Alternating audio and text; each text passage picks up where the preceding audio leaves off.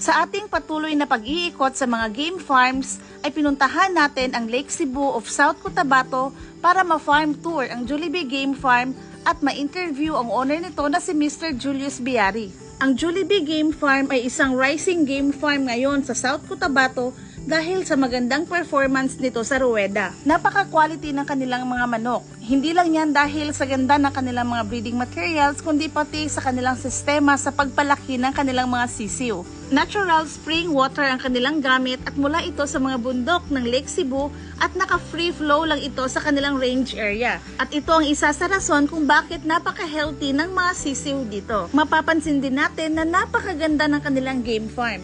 Ang ganda ng ambience, ang lamig ng hangin, para ka talagang nasa resort. Aside sa kanilang game farm dito sa Lake Cebu, kung saan nandito ang kanilang cord area at range area, ang kanila namang conditioning camp ay nasa Surala dito sa South Cotabato. Nililipat doon ang mga gina-prepare na nila para sa kanilang mga laban. Yes po, madalas lumalaban ang Jollibee Game Farm at mataas ang kanilang winning percentage. During sa ating interview ay tinanong natin kung bakit dito sila naglagay ng kanilang game farm sa highland ng Lake Cebu. Tinanong din natin kung ano ang mga advantages at disadvantages kung nandito sa highland ang iyong game farm.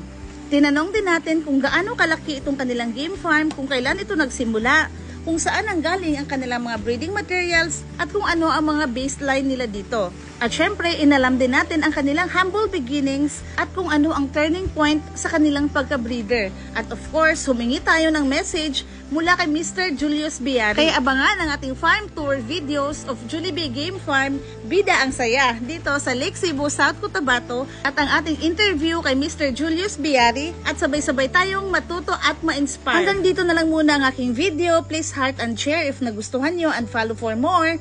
Thank you so much for watching and God bless everyone. Bye!